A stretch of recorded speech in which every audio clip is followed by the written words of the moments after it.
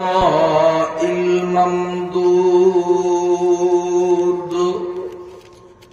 لا عدد عاد لعطائه ولا أحد حاد لآلائه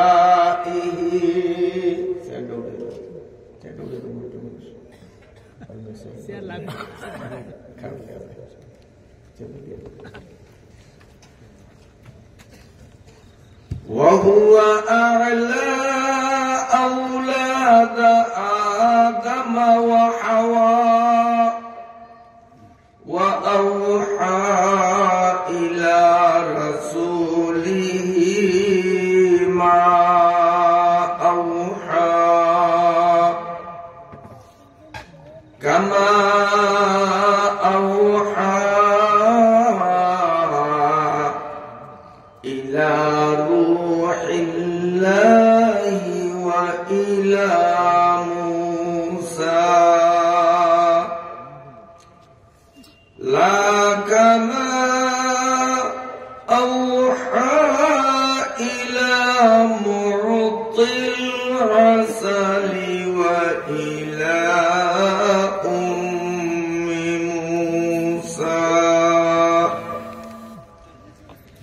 اللهم صل وسلم دائما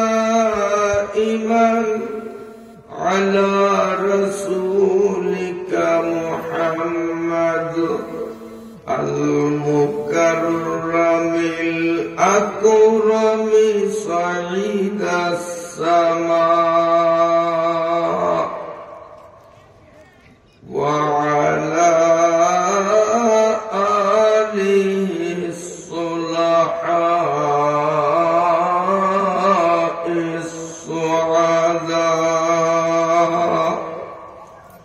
اللهم صل على محمد وعلى آل محمد كما صليت على إبراهيم وعلى آل إبراهيم إنك حميد مجيد اللهم بارك على محمد وعلى آل محمد كما باركت على إبراهيم وعلى آل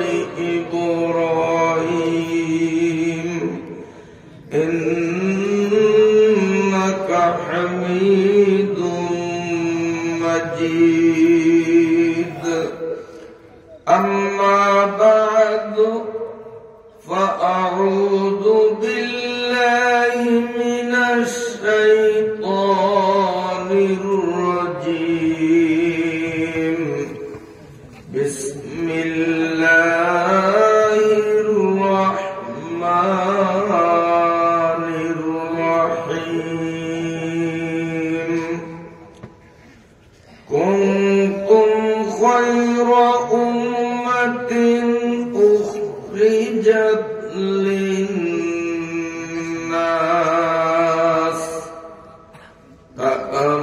تأمرون بالمعروف وتنهون عن المنكر صدق الله مولانا العظيم وقال النبي صلى الله عليه وسلم إذا مات الإنسان انقطع عنه عمله إلا من ثلاث إلا من صدقة جارية أو علم ينتفع به أو ولد صالح يدعو له صدق نبينا الكريم ونحن على ذلك لمن الشاهدين الشاكرين.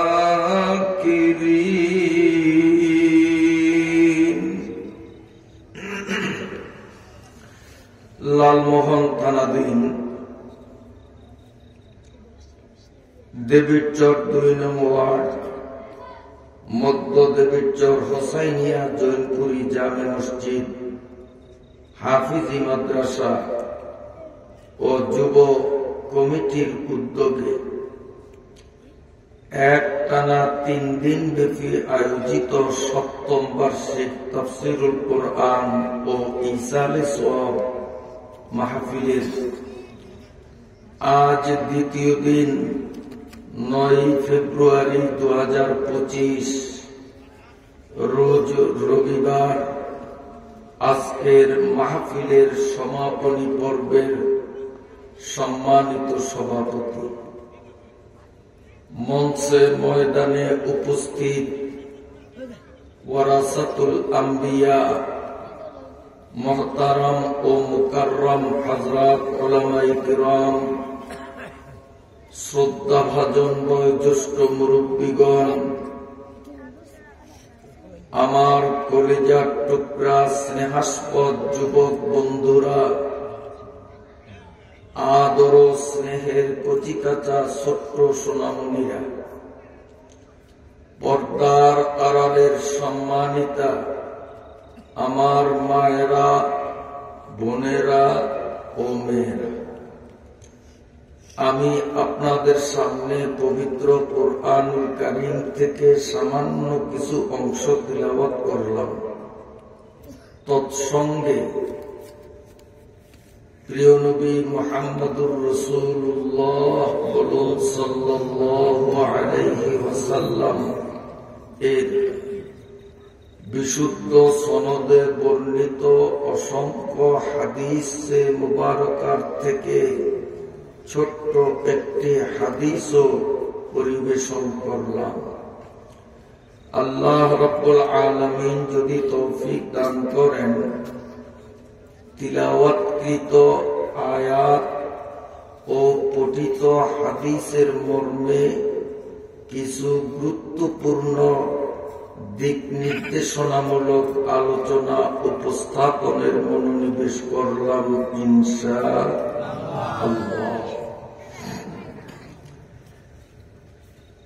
ইমাম গাজালি রহমতুল্লাহ আলাইহির জগৎ বিখ্যাত ইহয়া উলুমিদ্দিন নামক কিতাবে তিনি একটি হাদিসের উদ্ধৃতি দিয়েছেন।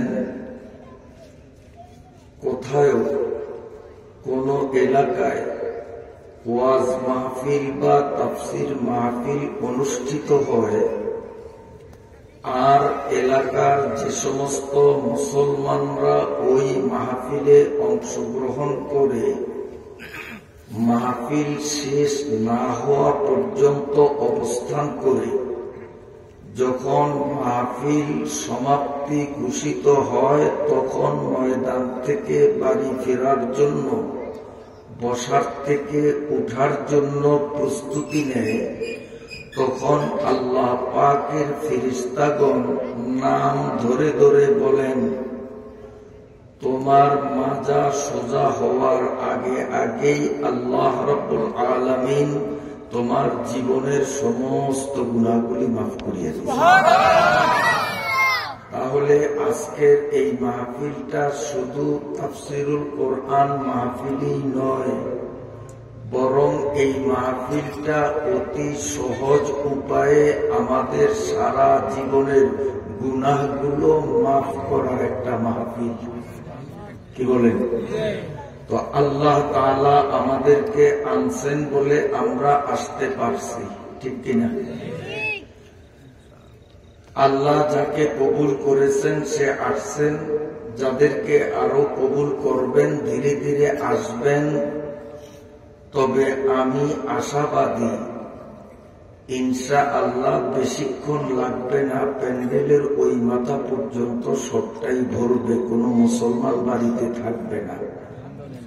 এটা এই এলাকার মুসলমান, জুয়ান, বুড়া, শিক্ষিত, অশিক্ষিত, আলেম, সাধারণ জনগণ তথা এই এলাকায় যারা বসবাস করেন, মাইকের আওয়াজ যতটুকু জায়গায় পৌঁছায়, আমার আত্মবিশ্বাস কোন মুসলমান বাড়িতে থাকবে না, দোকানে থাকবে না, অল্পক্ষণের মধ্যেই ইনশাআল্লাহ ময়দান ফুলফিল ভরে যাবে। আল্লাহ কবুল করুন। তো ওনারা একটু দেরিতে আসবেন, যেমন আসতেছেন 2 জন করে, আর আপনারা শুরুতেই আসছেন। আসলামই যখন শেষ পর্যন্ত থাকার নিয়ত কি করতে পারি, তাহলেই তো সুসংবাদটা নিয়ে বাড়ি যাব যে বসার থেকে উঠার আগে আগেই আমার গুনাহগুলি মাফ হয়ে যাবে। আলহামদুলিল্লাহ।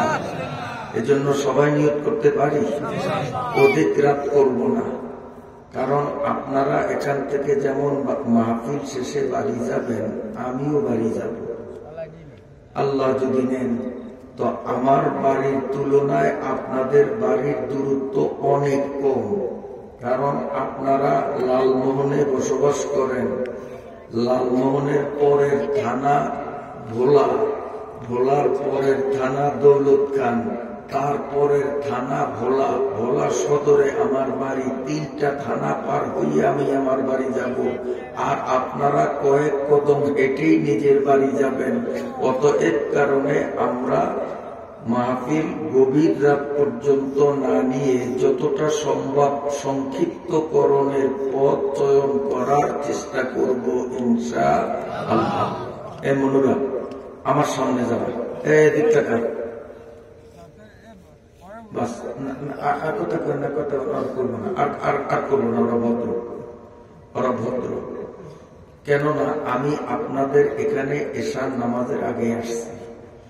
আসার পর থেকে এই মাদ্রাসার যেই কয়টা তালবে ইলম ছাত্রর সাথে আমার পরিচয় হলো, দেখা হলো, ওদের চাল চলন, আদব, আখলাক, ভদ্রতা, মুরব্বীদের প্রতি শ্রদ্ধা, এইরকম আমি খুব কম প্রতিষ্ঠানেই পাইছি, যেটা আজকে পাইছি। আলহামদুলিল্লাহ।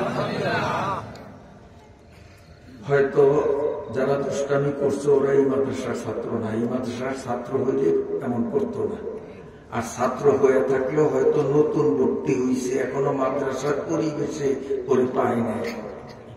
কারণ এই মাদ্রাসার ছাত্রদের যেই কয়টার সাথে আমার পরিচয় হয়েছে, কতদিন পড়ো, কি পরিমাণ পড়ছ, কয় পারা হয়েছে, আমি কিন্তু ওগুলো জিজ্ঞাসা করছি। তাতে দেখছি যে যেই ছাত্রটা এই মাদ্রাসায় বেশি দিন সময় পাইছে, ওই ছাত্রটা ভদ্রতার দিক থেকেও সবার উপরে। আল্লাহ তাআলা এই মাদ্রাসাকে কিয়ামত পর্যন্ত কবুল করেন। এমন একটা মাদ্রাসা এই এলাকার মানুষের জন্য আল্লাহ পাকের রহমত, আল্লাহ পাকের বরকত। বলেন আলহামদুলিল্লাহ। আল্লাহ পাকের নিয়ামত। আমার আগে যে ছেলেটা আপনাদের সামনে সংক্ষিপ্ত সময় আলোচনা করেছে, অবশ্যই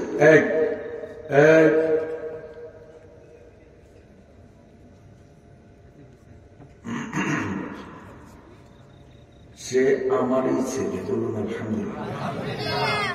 সেও মাওলানা, ছাত্র না। আমি লক্ষ্য করছি সে স্টেজে বসার পর থেকে বিদায় নেওয়া পর্যন্ত একটা বিষয় নিয়ে আলোচনা করছে যে আল্লাহ পাকের নিয়ামত আমাদের প্রতি বর্ষিত হয়েছে, আল্লাহর নিয়ামত আমরা ভোগ করি, আর আল্লাহর নিয়ামতের শুকরিয়া আদায় করা আমাদের জন্য বাধ্যতামূলক। তার দীর্ঘ আলোচনার সারাংশ এটুক। কি বলেন? তার আলোচনার সারাংশ এটুক না? এখন প্রশ্ন হলো এটা যে আল্লাহ পাকের নিয়ামত অসংখ্য, এটা আল্লাহ নিজেই বলেছেন। আমার ছেলে সে আয়াতটাও করেছে, ওয়া ইন তাউদ্দু নি'মাতাল্লাহি লা তুহসুহা। আল্লাহ বলেন যে আমি কি পরিমাণ, কত সংখ্যক নিয়ামত তোমাদেরকে দিছি, গুনতে গুনতে জীবন শেষ হয়ে যাবে, কিয়ামত পর্যন্ত জীবন পেয়ে যদি গুনতে থাকো কিয়ামত কায়েম হবে, আমি আল্লাহর দেওয়া নেয়ামত গনিয়ে শেষ করতে পারবো না। নেয়ামত কম না বেশি? আবার আল্লাহ বলেন লাইন শাকারতুম লাআযীদান্নাকুম, আমি তো এমনি তোমাদেরকে অসংখ্য নেয়ামত দিছি, আমার নেয়ামত গুলো ব্যবহার করিয়া যদি আমার নেয়ামতের কৃতজ্ঞতা শুকরিয়া আদায় করো তা আমি অঙ্গীকার করলাম লাআযীদান্নাকুম, অবশ্য অবশ্য আমি নেয়ামতের মাত্রা আরো বাড়িয়ে দেব। আগেই হইল অগণিত, আর আরো যদি বাড়িয়ে দেয় তাহলে অগণিতের উপরে অগণিত, ঠিক না? এরপরে আল্লাহ বলেন কি, ওয়ালা ইন কাফারতুম, যদি আমার নেয়ামত উপভোগ করিয়া আমার নেয়ামতের শুকরিয়া আদায় না করো, ইন্না আযাবি লাশাদীদ, সাবধান আমার সাজা কঠিন। দেখেন এখানে আল্লাহ এই কথা বলেন নয় যে আমার নেয়ামতের শুকরিয়া আদায় না করলে আমি কঠিন সাজা দেব, দেব শব্দটা বলেন নাই। এখানেও আযাবের কথা বলতে গিয়েও আল্লাহ আমাদের প্রতি দয়া দেখাইছেন। আল্লাহ বলেন সাবধান আমার আযাব কিন্তু কঠিন, আমি কঠিন সাজা দেব, এই কথা বলেন না, বলিয়ে কি বলছেন আমার সাজা কঠিন। আল্লাহ সতর্ক করলেন, এখানেও দয়া দেখাইছেন। আযাবের কথা বলতে গিয়েও আল্লাহ দয়া দেখাইছেন, এইটাও একটা নিয়ামত। আযাবের কথা বলতে গিয়া ভয় না লাগাইয়া মায়া লাগানো, এইটাও তো একটা নিয়ামত। এখন অনেকে প্রশ্ন করতে পারেন যে হুজুর অসংখ্য নিয়ামত এমপি সাহেবের, মন্ত্রী সাহেবের, বড় মেয়ার, আমরা গ্রামের গরিব মানুষ 4-5% জমিন চাষ করিয়া কোনো মতে খাই, ছোট্ট চার দোকান, পান দোকান, এর উপরে সংসার চলে, আসেনি এই ক্লাসের মানুষ। আল্লাহ করে নেয়ামত অসংখ্য দিলেন কোথায়? নেয়ামত তো দিছে বড় মেয়াদেরকে, শুকরিয়া আদায় করবে বড় মেয়ারা। আসলে কি বিষয়টা এমন? আমি জিজ্ঞাসা করি, আমার 2টা হাত আছে, আপনারও আসেনি? চাদরে ঢাইকা রাখছেন এই জন্য দেখি না, আসলে বাহির করলে আমিও দেখতাম আমার মতো আপনাদেরও হাত 2টা। এখন আর দেখান লাগবে না, শীতের মধ্যে দেখান লাগবে না, শীত কিন্তু সাংঘাতিক। আজকে শীত যে এত কড়া পড়বে বুঝিনি, এই জন্য হাত মোজা আনি নেই, কিন্তু ভুল করছি। আমার হাতে কিন্তু শীতে চিমুট দিয়ে সিগন্যাল দেয় যে মৌলবী ওয়াজ বেশিক্ষণ করতে দিব না, তাড়াতাড়ি ছাড়তে হবে। দোনো হাতের কিন্তু চিমুট মারতে আছে শীতে, টুনবিন করে কামড়ায়। আমার কথা বুঝতে আপনাদের কষ্ট হয়নি? খুব গুরুত্বপূর্ণ আলোচনা হবে, বাড়ি নেওয়ার মতো আত্মার খোরাক হবে, এই জাতীয় আলোচনা হবে, কোন কিচ্ছা কাহিনী না। ওয়াজের মধ্যে কিচ্ছা কাহিনী বলার অভ্যাসও আমার নাই। যা হোক, আমি বলতেছিলাম যে এই যে এক শ্রেণীর মানুষ ধারণা করে যে আল্লাহ নিয়ামত দিছে বড় লোকদেরকে, আমাদের গরিবদেরকে কি দিছে? দিন এই না দিন খাইতে পারি না। আমি তাদের কাছে প্রশ্ন করব, বাবা এই যে 2টা হাত তোমারে আল্লাহ দিছে, আমি যদি এখন বলি যে তোরে 1 লক্ষ টাকা দিব, তোর একটা হাত আমারে দিয়ে দে, বিক্রি করবে? বিক্রি করবে? 1 লক্ষ না, 1 কোটি টাকা দেব, তোর হাত আমারে দিয়ে দে, দিবে?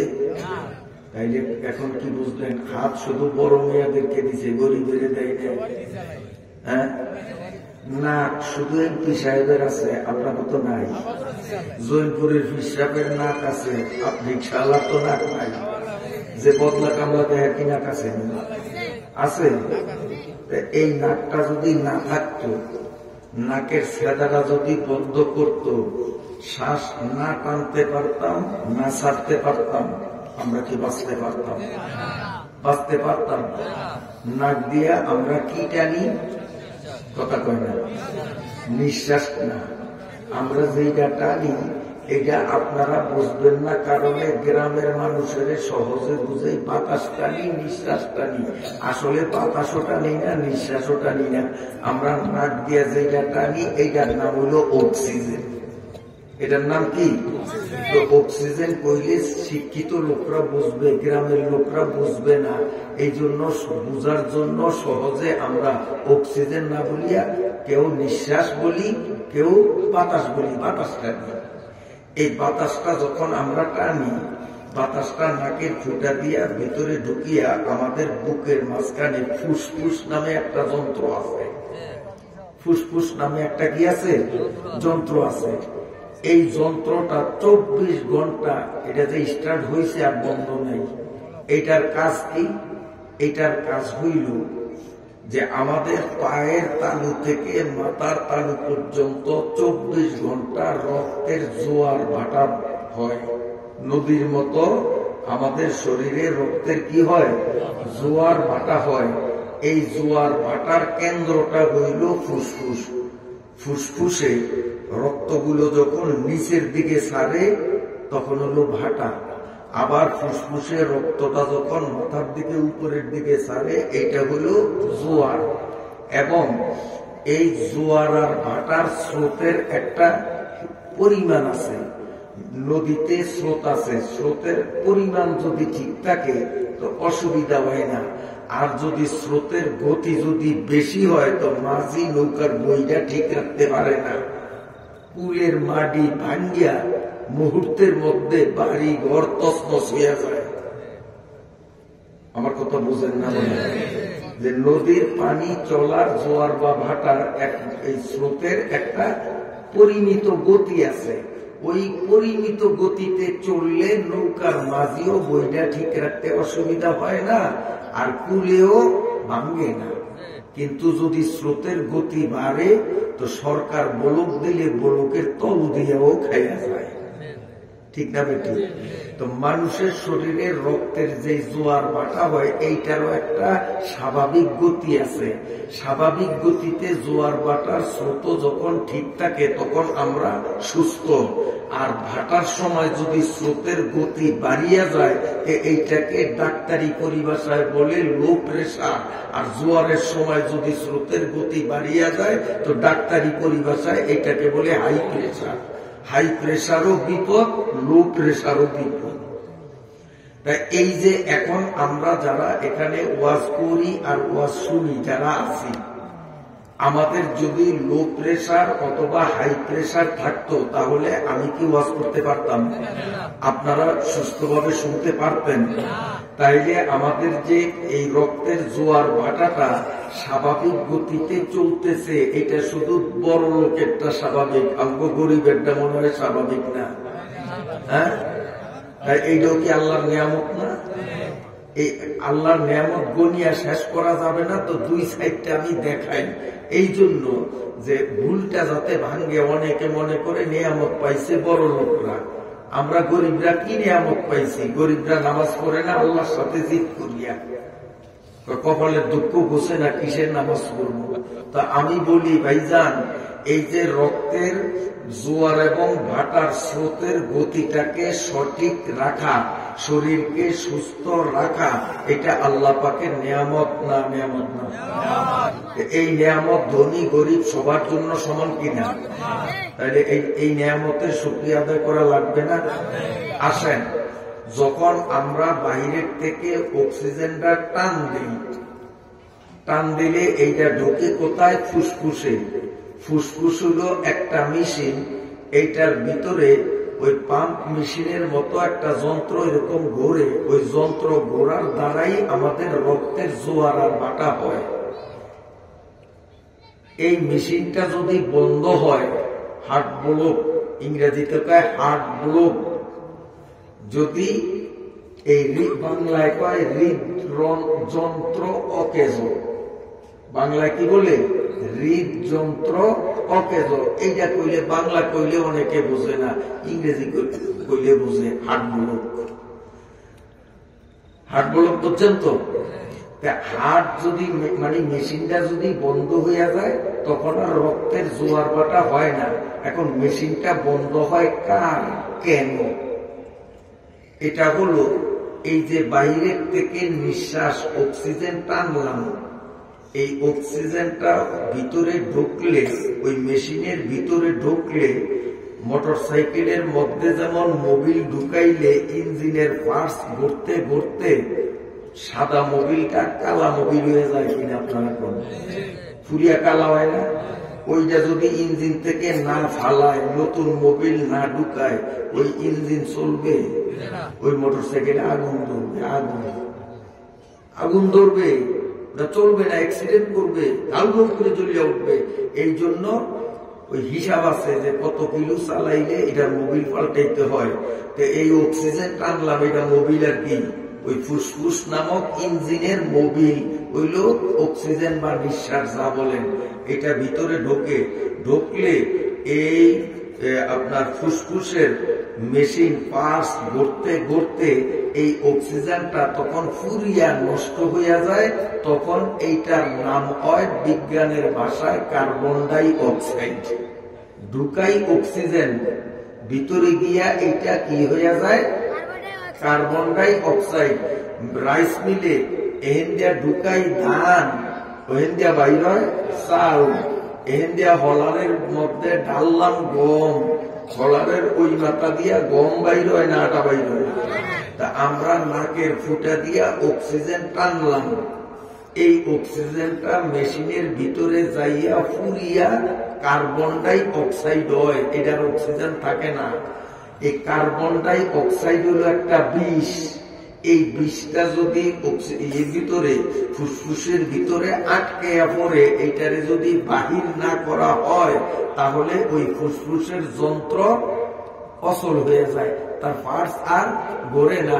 যেমন মোবিল পুরিয়া দূষিত হইলে না বদলাইলে মোটর সাইকেলের পার্টস যেমন অকেজ হয়, এই কার্বন ডাই অক্সাইড বাহির না করলে ভিতরে এই আমাদের ফুসফুসের যন্ত্রটাও অচল হয়ে যাবে, সাথে সাথে আমরা মারা যাব। এখন বলেন, এই যে নাক দিয়া অক্সিজেন টানলে ভিতরে গেলে দূষিত হয়, দূষিত হইলে নাক দিয়া আবার ওইটাকে ছাড়ি, আবার নাক দিয়া ভালাটা টানি, আবার পোড়াডারে নাক দিয়া ছাড়ি। এই 24 ঘন্টা এই যে নাক দিয়া টানি আর ছাড়ি, কয়বার হিসাব করছেন? কয়বার টানেন? হিসাব আছে আমাদের, হয়তো আমি জানি না, হিসাব আছে।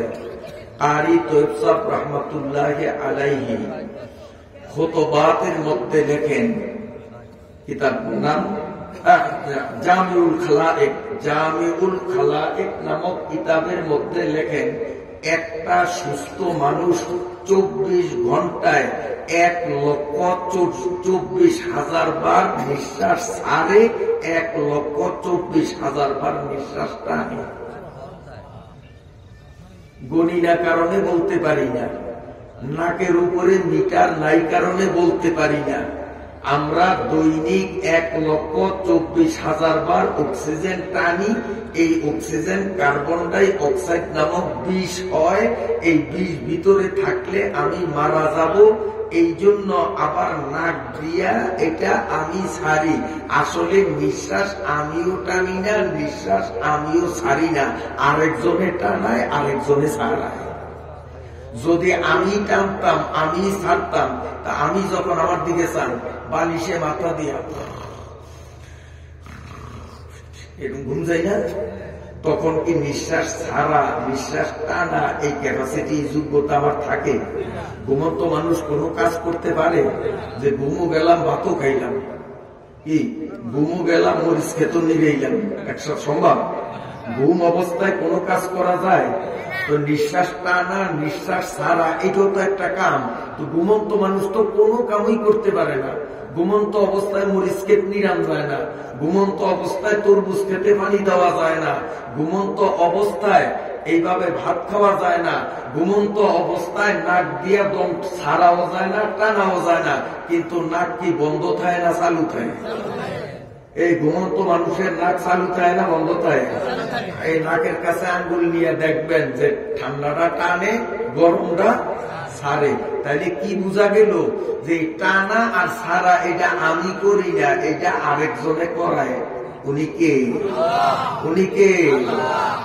তাহলে এই অক্সিজেন টানা আর কার্বন ডাই অক্সাইড ছাড়া এই কামটা যে আল্লাহ তাআলা করে, শুধু বড় লোকের জন্য করে, গরিবের জন্য তো করে না। তাইলে আল্লাহর নেয়ামত কিনা? এই আল্লাহর নেয়ামত কিনা? আল্লাহর নেয়ামতের শুকরিয়া আদায় করা লাগবে কিনা? আপনারা আমার কথা বিরক্ত হননি? কারণ আমাদের দেশে একটা বদ রসম হইল, সুর দিয়া যদি আকতাও কয় না, হাজার ওয়াজটা বড় দারুণ, সুরটা যদি দারুণ হয়, আর যদি সুর ছাড়া কথার মতো কোরআন শরীফের কথা, হাদিস শরীফের কথা, ইমানের কথাগুলো বলে কয়, গেছিলাম ওয়াজ শুনতাম, কতক্ষণ কথাবার্তি গিয়েছি, এটার ওয়াজ মনে করে না, সুরের ওয়াজ মনে করে। সুর দিয়া যদি এমন কিসসা করে যে কিসসা কোরআনে নাই, কিতাবে নাই, হাদিসে নাই, তাফসীরে নাই, বাবা রে বাবা, আজ্জার ওয়াজ আড়ে আলেছে।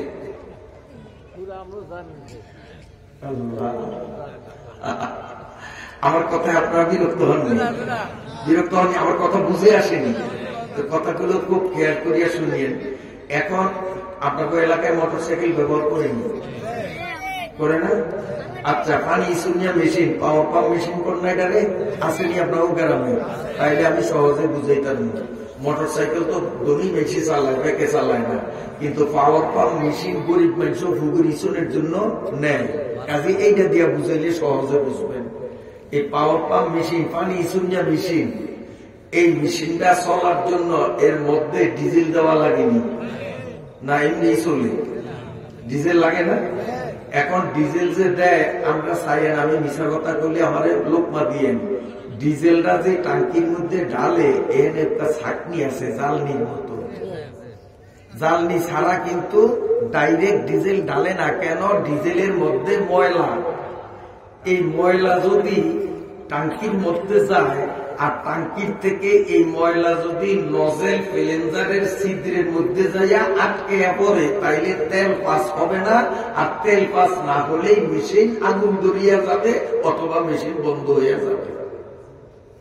কথা ঠিক কিনা?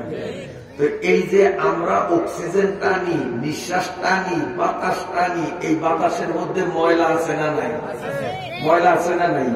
বিশেষ করিয়া আপনারা গ্রামের মানুষ যারা ধান উড়ান, এই যে আরেমিয়া সালার বস্তা দিয়া একজনে ধান এইভাবে মেলা মারে, আর আপনারা সালা দিয়ে এরকম বাড়ি দেন, সিস্টেম আছে নি আপনাকে এলাকায়? তখন ধুল উড়ে না? না উড়ে? রাস্তা দিয়ে একটা ট্রাক গেছে, টলি গেছে, দুলিয়াকালে ধুল উড়ে না? না উড়ে? নাক কি তখন আমাদের বন্ধ থাকে না? তার ডিউটি ঠিক থাকে, সে দল টানে ছাড়ে, টানে ছাড়ে, কিন্তু ঠিক থাকে। তাইলে এই যে বাতাস টানলাম নাক দিয়া, এই বাতাসের মধ্যে ধুলা বালি আবর্জনা ভরা, এই ধুলা বালি আবর্জনা যদি আমার ফুসফুসের যে নজেল আছে, নজলের চিকন ছিদ্রটারে যদি আটকে ফেলায়, তাহলে তো আমার এই ফুসফুস অকেজ হয়ে যাবে, আমি মারা যাব। এই জন্য আল্লাহ রাব্বুল আলামিন এই আমাদের প্রত্যেকের নাকের ভিতরে এই হাত দিয়া দেখবেন, অথবা আয়নার সামনে গিয়া আজকে রাত্রি পরীক্ষা করবেন, নাকের ভিতরে ছোট্ট ছোট্ট কতগুলি পশম আছে। নাকের ভিতরে কি আছে? এই পশমগুলি হলো ছাকনি। ওই যে মেশিনে যে ছাকনি দিয়া তেল ডালেন, ময়লা সব ছাকনির এপারে থাকে, পিওর তেলটা ভিতরে ঢোকে, মেশিন ঠিক মতো চলে। আল্লাহ তাআলা আমাদের নাকের ভিতরে যে পশমগুলি দিচ্ছেন, এগুলি ছাকনি। টেরাগের পিছে পিছে দৌড়াই অথবা ধান উড়াই, ওই সময় নাক দিয়া দম টান দিলে বাতাসের সাথে ধুল বালু যাতে ভিতরে না ঢোকে, ছাকনির কাজ করে এই পশমগুলি সমস্ত ধুল বালুগুলো এই পশম আটকে রাখিয়া পিওর অক্সিজেনটা ভিতরে পৌঁছায়। তাইলে নাকের ভিতরের পশম শুধু বড় মেয়ারে দিছে, গরিবের দেয় না। গরিবের নাকের মধ্যে তো পশম নাই। আপনারা লক্ষ্য করবেন, এই ধান উড়ানের পরে অথবা টেরাগের ভিসে কতক্ষণ দৌড়ানোর পরে আমার দিকে চান, আঙ্গুল নাকের মধ্যে দিয়া এইভাবে আঙ্গুলের মাথায় কালা ময়লা আইব না? নাই? কালা ময়লা আইব না? নাই? তো কেন ওই কালা ময়লা? ওই বাতাসের ধুলগুলা সব এই ছাক নিয়ে সেকিয়া এগুলা এখানে রাখিয়া পিওর জিনিসটা ভিতরে ঢুকিয়া দিলেন। এটা আমার আল্লাহর কত বড় নিয়ামত। এই নাকের পশমের দাম যদি আল্লাহ আমার কাছে দাবি করে, এই দাম দেওয়ার শক্তি আছে আমার? এই নিয়ামত, এটা আল্লাহ কত বড় একটা নিয়ামত, কত বড় একটা নিয়ামত। এই নিয়ামতের শুকরিয়া আদায় করা লাগবে কি লাগবে না? লাগবে কি লাগবে না? আল্লাহ এইভাবে কত বলবো। মোটামুটি যেই কয়টা উদাহরণ দিলাম এর মাধ্যমে আমরা বুঝলাম যে আল্লাহর নেয়ামত শুধু বড় লোকদের জন্য না, ধনী গরিব নির্বিশেষে সবার জন্য আল্লাহ তাআলার অসংখ্য নেয়ামত। বুঝাইতে পারছেন এই বিষয়টা? আর আল্লাহর সব নেয়ামতের শুকরিয়া আদায় করতে হবে। আল্লাহ বলছেন, নইলে থ্রেডিং দিছেন, ইন্না আযাবি লাশাদীদ, আমার শাস্তি কিন্তু কঠিন। এখন পেছে তো বললাম যে নেয়ামত যদি গুনতে পারতাম যে 10 লক্ষ, তা আমি শুকরিয়া 10 লক্ষ আদায় করতাম। যদি নিয়ামত গুনতে পারতাম যে 10 কোটি, তো আমি 10 কোটি শুকরিয়া আদায় করতাম। আল্লাহ কয় নিয়ামত অসংখ্য, আর তুই যদি শুকরিয়া করস তো আরো অসংখ্য বাড়ামু। তো অসংখ্যের উপরে অসংখ্য, তো যেটা গনিয়া শেষ করতে পারবো না, যার সংখ্যার শেষ নাই, তার শুকরিয়া আদায় করার শক্তিও তো আমাদের নাই। কথাটা বুঝাইতাম পারিনি? যদি নিয়ামত গণার শক্তি থাকতো তো শুকরিয়া আদায়েরও শক্তি থাকতো, গনিয়া গনিয়া এই কটা করতাম। তো নিয়ামতের তো গনিয়া শেষ করতে পারবো না। আর আল্লাহ কয় সব দিনের শুকরিয়া আদায় করতে হবে, নইলে কিন্তু শাস্তি আছে। এখন কেমন একটা ফেসে ফেলাইছে আল্লাহ। তো আল্লাহ কি আমাদেরকে ফেসে ফেলানোর জন্য দুনিয়াতে পাঠাইছে? দর্দে দিল কে ওয়াসিতে পয়দা কিয়া ইনসানো কো, दर्द दिल के वास्ते पैदा किया इंसानों को, वरना तो आपके लिए कुछ कम न थे करो बिया, मानबूद मुतकाज़ा मानबूद लुत्फ़े उना गुता मामी सुनो। सुभानअल्लाह सुभानअल्लाह। अल्लाह कैसे भलाई नहीं, আল্লাহ আমাদের প্রতি কত দয়ালু। দেখছেন, শাস্তি দিবু এই কথা বলে না, আমার শাস্তি কঠিন। তাহলে আল্লাহ দয়ালু কিনা? দয়ালু। তো দয়ালু আল্লাহ কি বন্দারে ফেসে ফালাইবে? ফেসে ফালাই না ফালাইয়া আল্লাহ আমাদেরকে বুঝাইতেছেন, ও বন্দা, এই যে আমার অগণিত অসংখ্য নেয়ামত তোরা ভোগ করস, 5 অবস্থায়। আল্লাহর নেয়ামত ভোগ করি কয় অবস্থায়? ওয়াজ কিন্তু আমারটা এখনো ধরি নয়, আমার পুত্রের দ্বারে আমি একটু ফিনিশিং দিই, কারণ আমি বাপ। আমার আগে যে বয়ান করছে সে আমার ছেলে, টাইম দিচ্ছি কম, এই জন্য সে বিস্তারিত ভাঙতে পারে নাই, তার বয়ানটা অসম্পূর্ণ, এই জন্য আমি আমার ছেলের একটু উপকার দিই। তো বাহির যদি পুত্রের উপকার না করে, কে কার উপকার করবো? তাহলে বাপ পুত্রের সম্পর্ক ঠিক থাকেনি। বাপেও পুত্রের দিকে চাইতে হইব, পুত্রেরও বাপের দিকে চাইতে হইব। কিন্তু আমাকে দেশের অবস্থা হইল, জন্মের পর থেকে ফুতেরে বিয়াকরণ পর্যন্ত বাপে নিজের জীবনটা ফানি করিয়া দেয় ফুতের উন্নতির জন্য। কিন্তু ফুতে যখন বউ পায়, বউর কান ফরা ধরিয়া তখন বাপের সাথে মায়ের সাথে দুর্ব্যবহার করে। আল্লাহ মাফ করুক, বউর কথা শুনিয়া অনেক কুলাঙ্গার অসভ্য যুবকরা বাপের গায়ে হাত তোলে, মায়ের ধাক্কা দেয়। এমন ইতিহাস দুনিয়াতে নাই। ওটি মানুষ না, এটি মানুষ না। যারা বউর কথা ধরিয়া একতরফা কথা শুনিয়া মা বাবার সাথে বেয়াদবি করে, মা বাবার সাথে চোখ রাঙ্গানি দেয়, মা বাবার সাথে খারাপ ব্যবহার করে, এই যুবকগুলো দেখতে মানুষ হইলেও মানুষ না, এগুলি আস্থা সরকার। দলিল আল্লাহর কোরআন। আল্লাহর কোরআনে বলছে শয়তান 2 প্রকার। এই সূরাটা আপনারাও জানেন, মিনাল জিন্নাতি ওয়ান নাস। কোরআন শরীফে আছে না নাই? একবারে কোরআন শরীফে শেষ, মিনাল জিন্নাতি ওয়ান নাস। জিন্নাত মানে জিন, নাস মানে কয় না, 2 একজনও জানেন না। নাস অর্থ কি? মানুষ। বলা হয় না, কয় মুরব্বীরা কয় না। নাস অর্থ কি? মিনাল জিন্নাতি অন্নাস মানে কি শয়তান দুই প্রকার। এক প্রকার শয়তান হলো জিন জাতির মধ্যে, আরেক প্রকারের শয়তান হলো মানুষ জাতির মধ্যে। তো মানুষ জাতির মধ্যে শয়তান কারা? মানুষ জাতির মধ্যে শয়তান ওরা যে বাপে তার জীবন পানি করিয়া দিল পোলার জন্য, আর পোলায় বউ পাইয়া এখন মা চিনে না, বাবা চিনে না, এই পোলাটাই হলো মানুষ জাতির সরকার। আপনার মধ্যে সেরকম শয়তান মানুষ নাই মনে হয়? এই এলাকার যুবকরা সব জুনায়েদ বগদাদি, সব নিজামুদ্দিন আউলিয়া, এরকম শয়তান যুবক মনে হয় নাই? আছে তো থাকলে মাহফিলে নাই কেন? আমি এখন যদি এই আমার সামনে কথা কনের সাহস এত না, উঠেন না, উঠেন না, আমি সাইজ করবো। আপনারা যদি সাইজ করতে যান তো কাইলে আবার কিলা কিনে আসবো, আমার টোকে আমি তো এসে তো নামি বলে চলে যাবো। গেডিটা যদি আসার দিন আবার যদি ডিস্টার্ব করো, আমি বসার পর হইতে তোকে 4টা-5টা জ্বালায় আমি কিন্তু খুব কষ্ট হইতেছি। আবার ডিস্টার্ব করলে এত নিজ একটা লাভ দিয়া নামো, একটা গেডিটা দূরে এর আমি আশ্রামও দেখে দেখবো কেমনে কথা করছে। আমি ফালতু কথা কই? আমি যে কথাগুলি বলতেছি এগুলি অন্তরে গাঁথার কথা। কি বলেন? অন্তর দিয়া বুঝার কথা। ডিস্টার্ব করবা না, ওয়াজ তোমরা বুঝবা না, বুঝার বয়স হয় না, চুপ করিয়া থাকো। এই যে এখন চুপ করিয়া থাকবা, আল্লাহ তাআলা এর উসিলায় তোমরা যখন বড় হইবা দেখবা তোমাদেরকে শয়তানের কাতারে নিবে না, মানুষের কাতারেই রাখবো। মানুষ হইতে চাও না শয়তান হইতে চাও? এই ছোট রাখো, মানুষ থাকবি না শয়তান হবি, তাইলে চুপ থাকতে হইব। আর যদি ভবিষ্যতে শয়তান হইতে চাস তো কথা কইস আর আমার হাতের মাঝে খাইস, অসুবিধা নেই, সোজা হিসাব। আপনারা রাগ করছেন এখন বালা লাগে আর করবো না, লগেরটা একটু ডিস্টার্ব করছে, করা করবে করা ভালো, লগেরটা আর জায়গা দিস না। কোন কথায় আসিলাম মনে আছে না বুঝিয়া গেছেন? কোন কথায় আসিলাম? আরে কয় না, বাপে তো ফুতের উপকার করে, কিন্তু ফুতে বউ ভাইলে আর মায়েরে মা কয় না বুড়ি, বাবারে কয় বুড়িয়া। বাবা কবে ভাত দেয় না, মায়ের যদি কয় বাবু আঙ্গুর খাই না, কত বছর হইলে 250 গ্রাম আঙ্গুর আনিস রে, লাল করিয়া মায়ের কামে করিয়া চাইছ, হ্যাঁ আবার আঙ্গুর খাও মারায়, 250 গ্রাম আঙ্গুরের দাম কত, কামে করে চাইছ?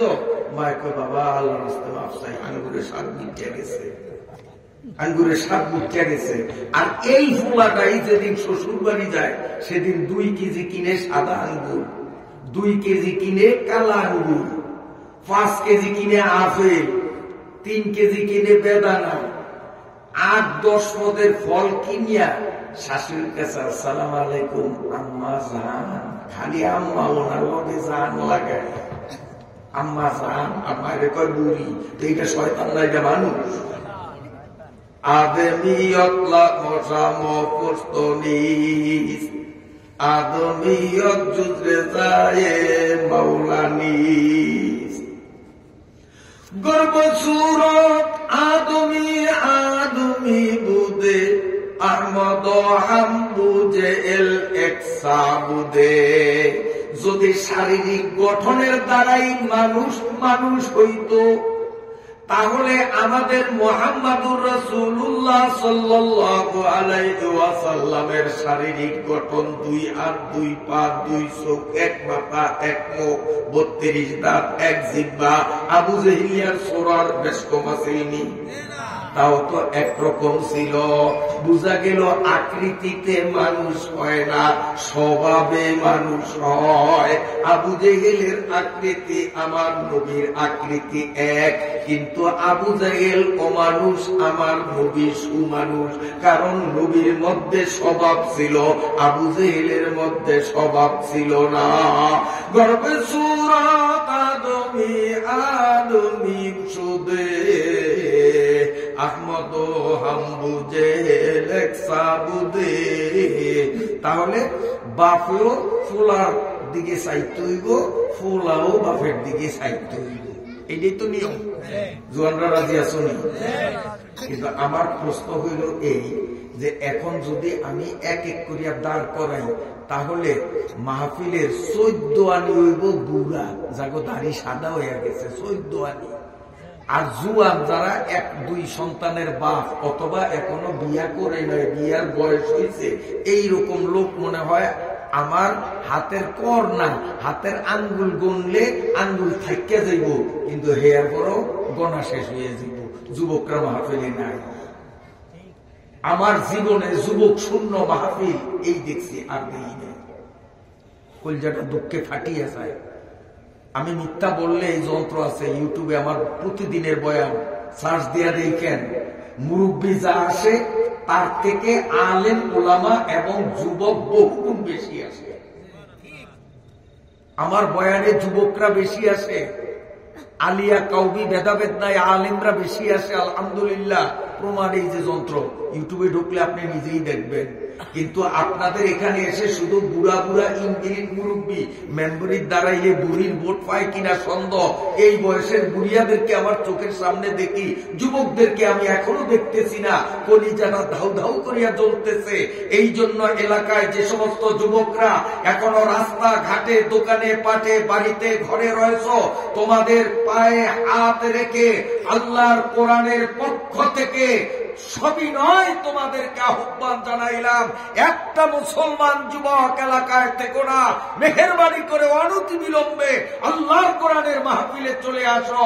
আশা করি ইনশাআল্লাহ আজকে তোমাদের ভুল ভাঙবে, তোমাদের ভুল ভাঙবে, আত্মার খোরাক হবে, বাড়ি নেওয়ার মতো শিক্ষণীয় কিছু জিনিস নিয়ে এই ময়দান থেকে বাড়ি ফিরতে পারবে।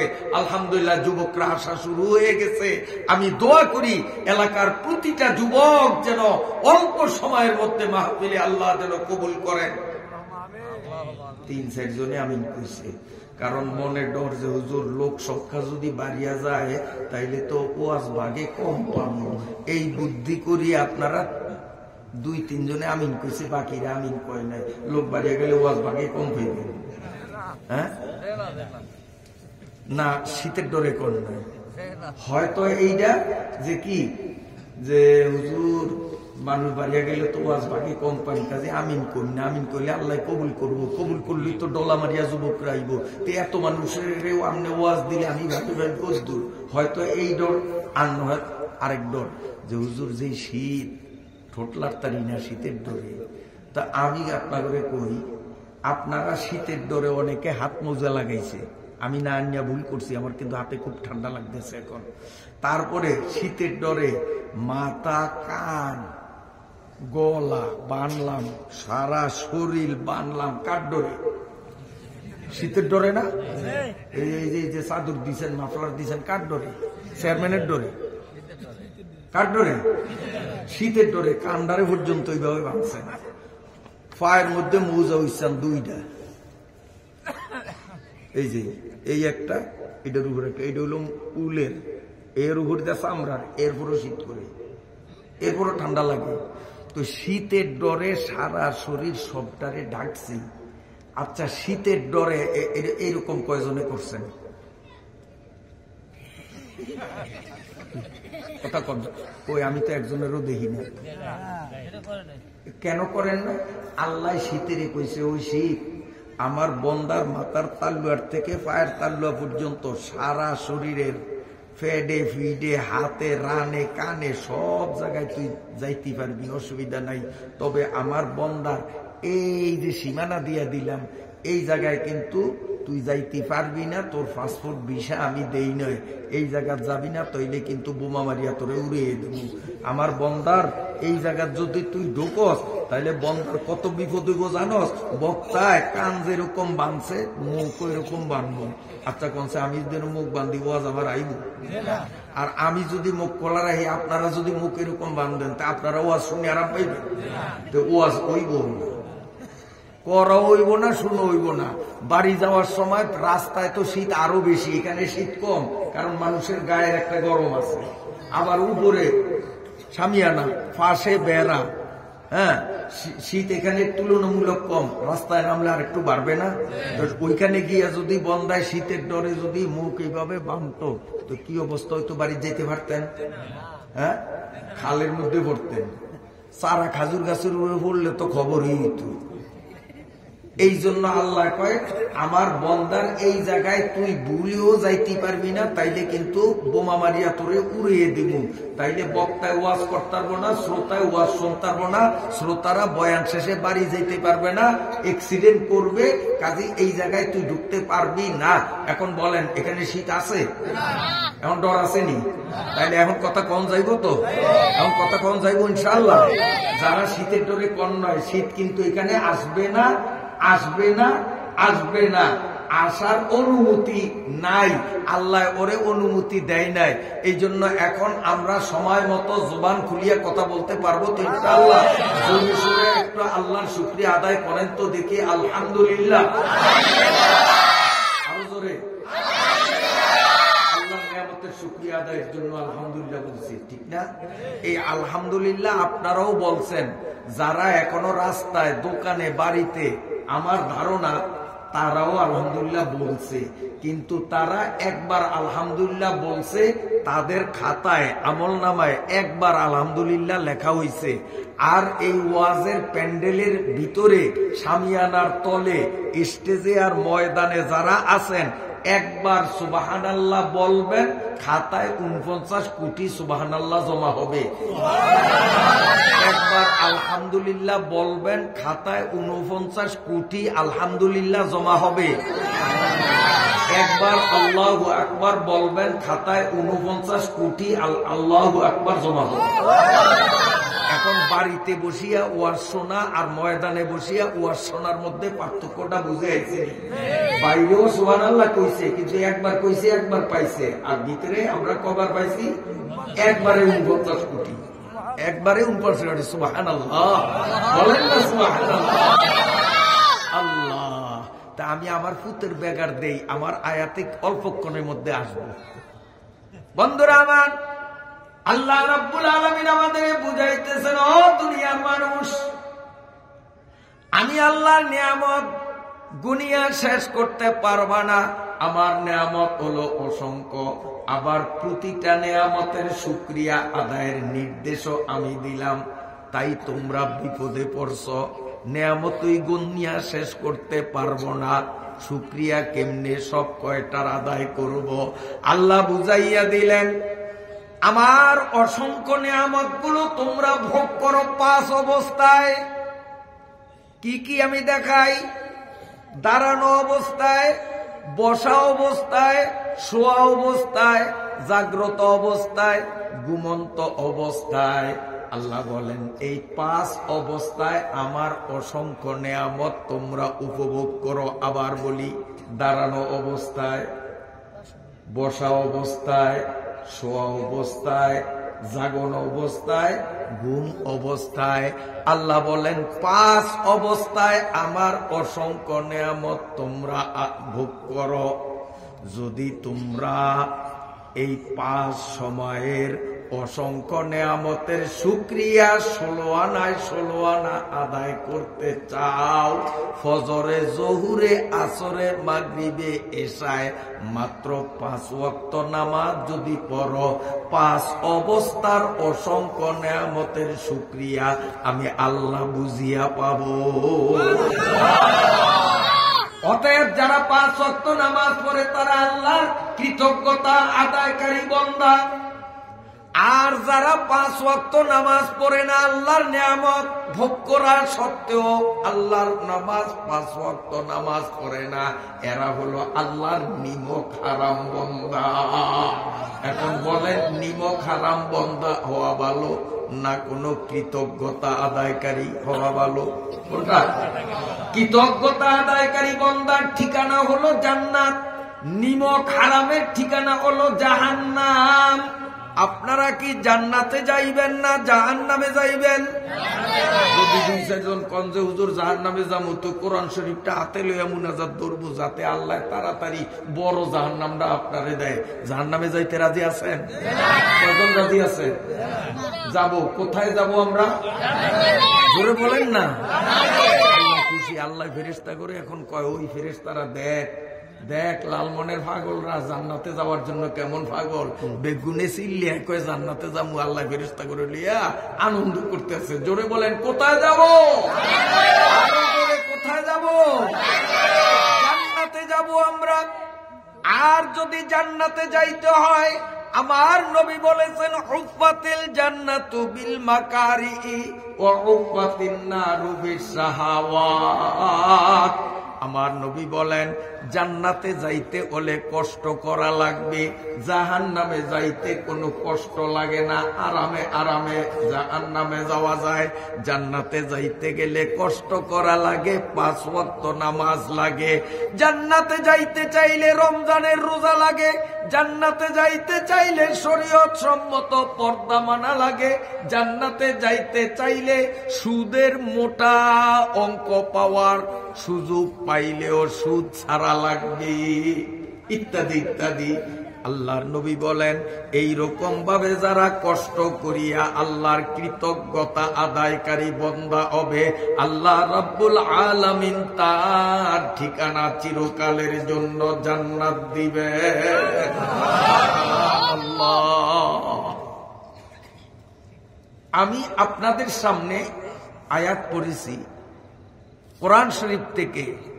আল্লাহ বলেন কুনতুম খায়রা উম্মাতিন উখরিজাত লিন-নাস তা'মুরুনা বিল মারুফি ওয়া তানহাউনা আনিল মুনকার।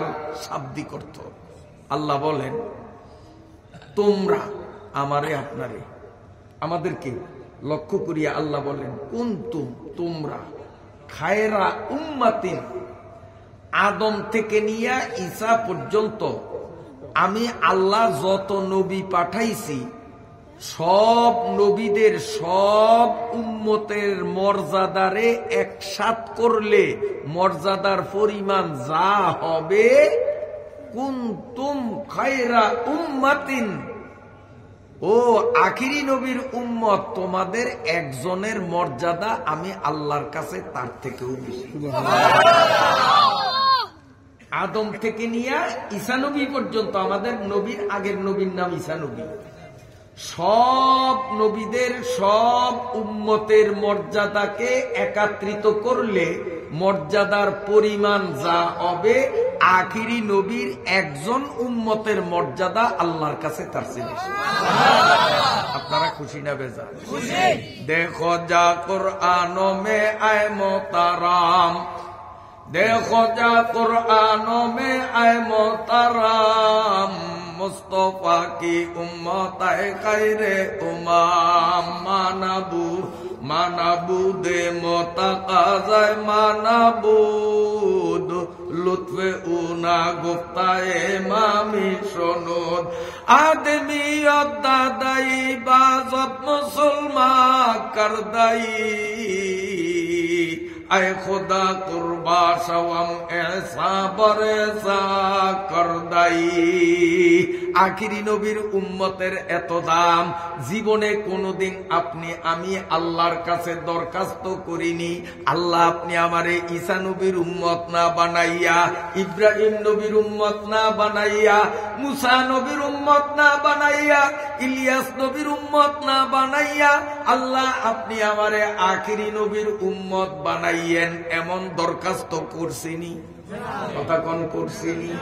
বিনা দরখাস্তে আল্লাহ মায়া করিয়া দয়া করিয়া আমারে আপনারে শেষ জমানায় পাঠাইয়া আখিরি নবীর উম্মতের মধ্যে শামিল করিয়া পবিত্র কোরআনুল কারীমের ভাষায় আল্লাহ সার্টিফিকেট দিয়া দিলেন কুনতুম খায়রা উম্মাত, তোমরা হলা সমস্ত উম্মতের মধ্যে শ্রেষ্ঠ। একটা জিনিস দেখবেন, যে শ্রেষ্ঠ দামি তার কাম কম, বেতন বেশি। যেমন উদাহরণ দিলে বুঝবেন, একজন ইঞ্জিনিয়ার, যে রাস্তায় কাম করে ইঞ্জিনিয়াররা ইয়ে না, একজন উচ্চ পদস্থ ইঞ্জিনিয়ার, আরেকজন লেবার। লেবার বোঝেন তো, যে এরা রাস্তায় খোয়া হালায়, পরিশ্রম করে, হাড়ভাঙ্গা পরিশ্রম করে, এগুলো লেবার। আর ওই বেটা হইল ইঞ্জিনিয়ার। ইঞ্জিনিয়ার যখন আসে তখন ইঞ্জিনিয়ারের পাশে একজনে মাথায় ছাতি ধরে রাখে। লেবারেরা যে এত পরিশ্রম করে সারা শরীর থেকে ঘাম টট্টরায়া পড়ে বৃষ্টির মধ্যে গপগপিয়া বৃষ্টির মধ্যে ভিজিয়া হ্যাঁ খোয়ার হাজি মাথা নিয়ে রাস্তায় ফালায়, কেউ কি ছাতি ধরে? হ্যাঁ, তারপরে ওই লেবার বেটা সকাল 8টা থেকে বিকাল 5টা পর্যন্ত হাড়ভাঙ্গা পরিশ্রম। এটার মধ্যে খাওয়ান যাবো, তুমি যদি মহলস কারিয়া নিয়েও এড়ে দিয়ে দিন, একটা হেয়ে নিয়ে ভাই খেয়ে দেবো, খেতে বের দিবে, ওয়াজ শেষ না হইতে মুহূর্তে দিবে। আচ্ছা, আমার কথায় কি আপনারা জানুন না? শোনেন, ইঞ্জিনিয়ার উনি আসিয়া কত 10 মিনিট 15 মিনিট, বেশিতে বেশি আধা ঘন্টা, এর বেশি কোন ইঞ্জিনিয়ার থাকতে আমি দেখিনি। আপনারা দেখেন, তাও যতক্ষণ থাকে মাথায় ছাতি ধরিয়া রাখে। যদি ছাতি সুতি না থাকে তো পাশে চার দোকানে নিয়ে একটা চেয়ার আনিয়া বসায়, বাড়ির থেকে চেয়ার আনিয়া। দোকানে চেয়ার নাই, টেবিল আছে, ইঞ্জিনিয়ারের টেবিলে কেমনে বসায়? বাড়ির থেকে অন্ত প্লাস্টিকের চেয়ার হইলো আনে না আনে। তারপরে চা বিস্কুট কেক দেয় না দেয়? ওই লেবার বেড়ারে দেয় কেউ? দেয় না। এখন আপনারা বলেন, এই রাস্তাটা নির্মাণ করতে গিয়া ইঞ্জিনিয়ারও এখানে আসছে, সেও কাম করছে। কি কাম করছে? ওই কলম দিয়া চেয়ারও বইয়া, তারপরে আপনার ওই খাতার মধ্যে খালি একটু সই করছে কলম দিয়া, আবার কলম যে বতুইছে, এরপরে মোটরসাইকেল টান দিয়ে গেছে গিয়া। আর লেবার বেড়া সকাল 8টা থেকে বিকাল 5টা পর্যন্ত হাড়ভাঙ্গা পরিশ্রম করছে। কষ্ট কার বেশি? লেবারের না ইঞ্জিনিয়ারের? কষ্ট কার বেশি? তাই বাংলাদেশ সরকার ইঞ্জিনিয়ারের থেকে লেবারেরই তো বেতন বেশি দেবে। বেতন বেশি কার? হ্যাঁ, ইঞ্জিনিয়ারে একদিনে বেতন যা পায় ওই লেবার বেডে 1 বছরও তো তা হয় না। কেন? যেহেতু লেবারের তুলনায় বাংলাদেশ সরকারের কাছে ইঞ্জিনিয়ার হইল শ্রেষ্ঠ, দামি। তো দামি মানুষের কাম কম, বেতন বেশি। এই জিনিসটা বুঝাইতে পারছি? কুনতুম খায়রা উম্মাহ, সমস্ত নবীদের উম্মতরা হলো আমাদের তুলনায় লেবার, আমরা আখিরি নবীর উম্মত হইলাম ইঞ্জিনিয়ার। এই জন্য আমাদের কাম কম, বেতন বেশি। কেমনে? এই যে দেখাইলাম, মাহফিলের ভিতরে বসিয়া একবার সুবহানাল্লাহ বললাম, খালি কষ্ট কদ্দুর বলেন না সুবহানাল্লাহ। এই যে একটু কষ্ট করিয়া ঠোঁট আর জিহ্বা নাড়িয়া কেবল একবার সুবহানাল্লাহ বললাম। যেহেতু আমরা ইঞ্জিনিয়ার, বেতন আমাদের বেশি, খাতার মধ্যে 49 কোটি সুবহানাল্লাহ লেখা হইয়া গেছে। দেখলেন, আমাদের কাম কম, বেতন বেশি। এই যে সামনে শবে বরাত আসতেছে, এইটা নিয়েও আবার গুতাগুতি। কারণ এমনিতেই মুসলমান ইবাদত বন্দেগী করে না, তবুও শবে কদর শবে বরাত উপলক্ষে কিছু মানুষ অন্তত আল্লাহর একটু বলায়, 2-4 রাকাত নফল নামাজও তো পড়ে। কিন্তু একদল মানুষের চোখে টনটনায় যে এই মানুষগুলি আল্লাহরে বলায় কা, কোরআন তেলাওয়াত করে কা, ইবাদত করে কা। এই জন্য তারা কয় শবে বরাত বলতে কিচ্ছু নাই। নাউজুবিল্লাহ, নাউজুবিল্লাহ। কোন বাপের পুতের যদি মনে বল থাকে যে শবে বরাত প্রমাণিত নয়, শবে বরাত শরীয়তে নাই, তা আই ক্যান চ্যালেঞ্জ, আমার কাছে আসো, হয়তো আমারে বুঝাও, আর নসেত আমার থেকে বুঝ নাও। আমি কোরআন হাদিস ঘাটিয়া শবে বরাত আছে পাইছি, বলেন আলহামদুলিল্লাহ।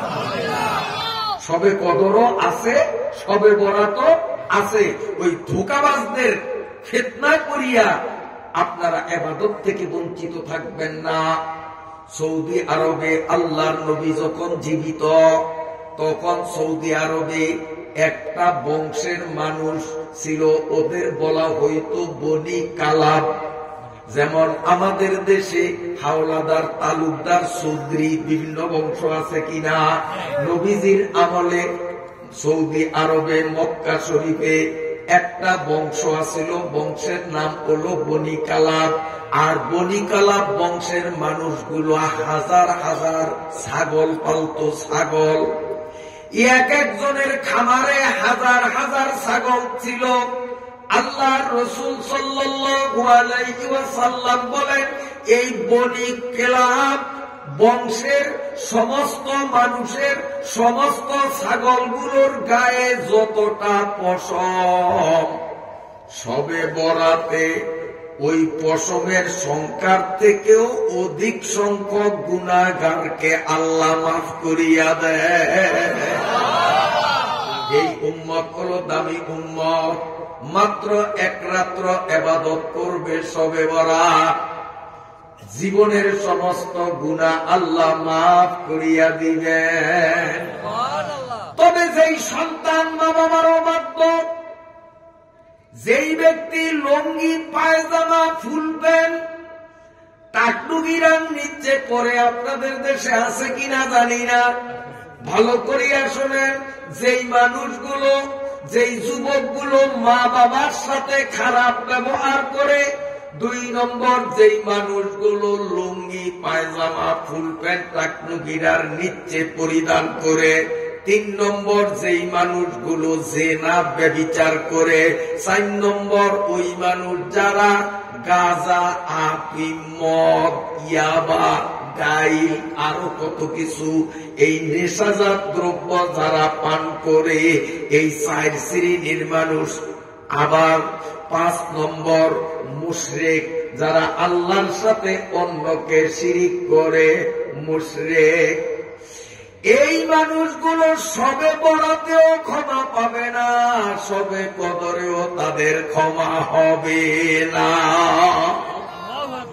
এই জন্য সবে কদর সবে বরাত আসার আগে আগে এই দোষগুলো যদি আমাদের মধ্যে থেকে থাকে, এখনই আমাদের তওবা করে পবিত্র হওয়া দরকার আছে কিনা। আরেকটা নম্বর বলে গেছি, মনে পড়ছে, সেটা হলো হিংসুক। হিংসুক, হিংসুক বুঝেননি?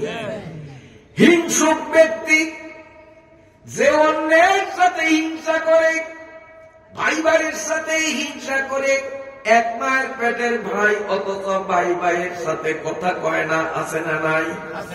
এই হিংসুক যারা। আরেকটা নম্বর হলো আত্মীয়তার সাথে যারা সম্পর্ক ঠিক রাখে না। যেমন জমিন ফোলার নামে গোপনে দলিল দিছে, মায়া নেলে ভাইব, তো ফোলা আমি জন্ম দিছি, মায়া মনে হয় আমার, মায়া আমি জন্ম দিই নাই, তাহলে আমি ফোলারে সম্পত্তি দিলাম, মায়ারে বঞ্চিত করলাম, আত্মীয়তার সম্পর্ক ঠিক রাখলাম না কাটিয়ে দিলাম। আমার মতো কপাল পরার কপালে সবে বরাত নাই, সবে কদরও নাই। এই জন্য কেউ যদি ছেলের নামে একতরফা জমিন গোপনে রেজিস্ট্রি দিয়া থাকেন, আজকে তওবা করবেন, কালকে রেজিস্ট্রি অফিসে যাইয়া ছেলেরে নিয়া, ছেলের সই নিয়া মেয়ে যেই পরিমাণ পাইবে, মেয়েকে ওই পরিমাণ হিসাব করিয়া মেয়ের নামে রেজিস্ট্রি করিয়া দিবেন। যদি সবে বরাত আর সবে কদর পাইতেছে, সোজা হিসাব, সোজা হিসাব। আমার ভাইরা বাবাজিরা, এই উম্মত হলো ইঞ্জিনিয়ার, কাম কম দাম বেশি। এই কথাটা আপনাদের বুঝাই। আল্লাহ রাব্বুল আলামিন আমাদের উপরে যে 5 ওয়াক্ত নামাজ ফরজ করেছেন, শুধু হুজুরদের জন্য? ও না, যারা তবলিগে যায় তাদের জন্য? ও সরমনায় শস্যি না উজানি যায় তাদের জন্য? সবার জন্য তো না। আর দূরা দূরা হইয়া যখন রুকুতে গেলে হাওয়া যায় না, সে কইতে পারে না, উস নাই, এইরকম ডুন্ডুল গুড়িয়া করলে কে নামাজ? জোয়ান গুলোকে কি নামাজ আছে? হ্যাঁ, জোয়ানরা তখন নামাজ তো নাই মনে হয়, আছে। নামাজ আমার জন্য যেরকম ফরজ, এই হুজুরের জন্য সেরকম ফরজ, ওই যুবকের জন্য ওইরকম ফরজ, ওই রিক্সাওয়ালার জন্য ওই রকম ফরজ, ওই খয়রাতি যে ভিক্ষা করে তার জন্য একই রকম ফরজ। কোনো ব্যবধান নেই, কোনো ব্যবধান নেই। আমি নামাজ না পড়লে যেই পরিমাণ গুনাহ, রিক্সাওয়ালায় নামাজ পড়লো না সমান গুনাহ, একটু বেশ কম নাই। কারণ ফরজ তার জন্য যেমন আমার জন্য তেমন। এই 5 ওয়াক্ত নামাজ আমরা যারা পড়ি আর যারা পড়ি না, এই উম্মত ইঞ্জিনিয়ার, অল্প কামে বেতন বেশি। আমি বুঝাবার জন্য একটু ক্লিয়ার 2-4টা কথা বলবো, শুনতে রাজি আছেননি? আমার দিকে তাকান। মুসলমান ফরজ নামাজ পড়ার জন্য নিজের বাড়ির থেকে উযু করিয়া মসজিদের দিকে যখন রওনা দেয়, আল্লাহ রাব্বুল আলামিন তার আমলনামায় একটা কবুল হজের সওয়াব দেয়। দেখলেন, কাম কম দাম বেশি। কামটা করলাম কি? উযুটা বাইট করলাম। অনেক মানুষ আছে বাইর থেকে জামা কাপড় কান্দ লইয়া বিনা উজুতে আইয়া ওই মসজিদের ওই যে ট্যাপ আছে, হতবাই যে এনে গাটলা দেখছি, গাটলা এনে বইয়া উজু করি। ও বন্ধু, আপনি উজু পাইলেন না, মাছ পাইলেন, হজ পাইলেন না। আপনি যদি বাড়ির থেকে উজুটা করিয়া মসজিদে আসতেন, কবুল হজের সওয়াব আমলনামায় পাইতেন। উজু কোথায় করবো আমরা তাহলে? বাড়ির থেকে। ঠিক আছে তো ইনশাআল্লাহ? আজকের ফজর থেকে স্টার্ট, প্রত্যেকে আমরা যার যার বাড়ির থেকে উজু করিয়া মসজিদে যাব। রাজি আছি সবাই? এ বন্ধুরা আমার, কান খুলিয়া শোনেন। মসজিদে আসিয়া একামত শেষ হয়ে গেল। ইমাম সাহেব আল্লাহু আকবার বললেন। আমিও ইমাম সাহেবের অনুকরণে আল্লাহু আকবার বলিয়া নামাজে শামিল হইলাম। আমার এই এক আল্লাহু আকবার কাম শুধু এটু। ইমামের পরে আমিও আল্লাহু আকবার বললাম। লাভটা কি হবে শোনেন, লাভটা কি হবে?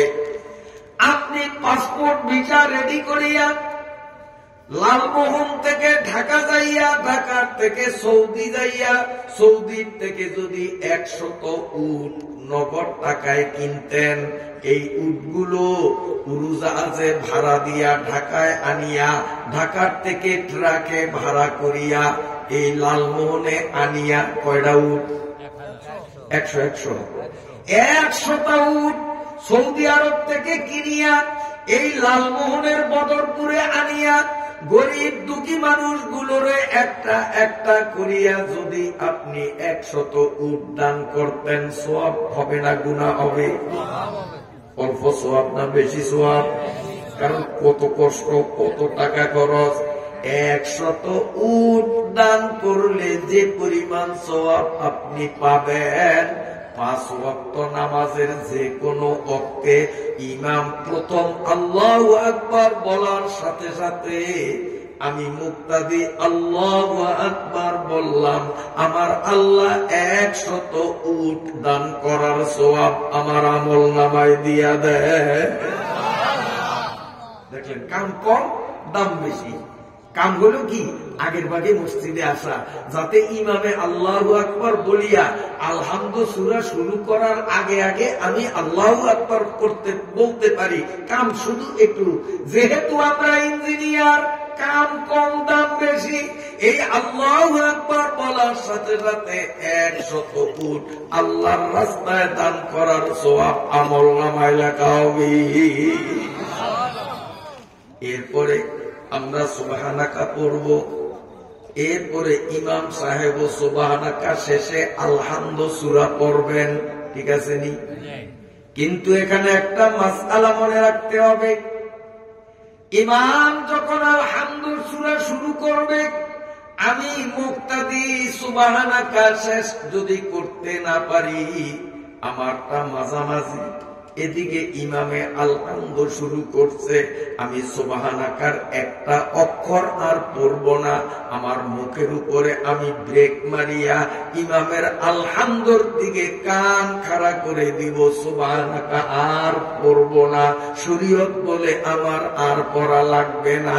অথচ আমরা দেখি ওদিকে ইমাম আলহামদু সূরা চালাইতেছে, এদিকে যেই মুক্তাদি এখনো সুবহানাকা শেষ করেন নাই, ফেস ফেস আওয়াজ কানে আসে, উনিও ওনার সুবহানাকা চালায়, আর ইমামও ইমামের আলহামদু সূরা চালায়। মাকরুহ তাহরিমার গুনাহ হবে। নামাজ পড়তে আসলাম সওয়াবের জন্য, মাসলা জানা না থাকার কারণে মাকরুহ তাহরিমার গুনাহ নিয়া বাড়ি গেলাম। বুঝাইতে পারলাম? ইমাম আলহামদু শুরু করলে আমরা আর সুবহানাকা পড়বো না, কি করব? ইমামের কেরাত শুনবো। ইমাম যতক্ষণ পর্যন্ত সূরা কেরাত পড়বে, কোরআন শরীফের যতটা অক্ষর ইমামের মুখ থেকে উচ্চারিত হবে, প্রতিটা অক্ষরে অক্ষরে ইমাম এবং মুক্তাদি সকলের আমলনামায় 100টা সওয়াব লেখা হয়। আমার দিকে তাকান, এই যে আলহামদু, আলহামদুর মধ্যেই 5টা অক্ষর, আলহামদু 5টা অক্ষর। ইমাম যখন আলহামদু বললেন তিনি 500 নেকি পাইলেন। মুক্তাদিরাও ভিন্ন ভিন্ন ভাবে প্রত্যেকে 500 নেকি। লিল্লাহর মধ্যে 5 অক্ষর, আবার 500 নেকি। রাব্বিলের মধ্যে 4 অক্ষর, আবার 400 নেকি।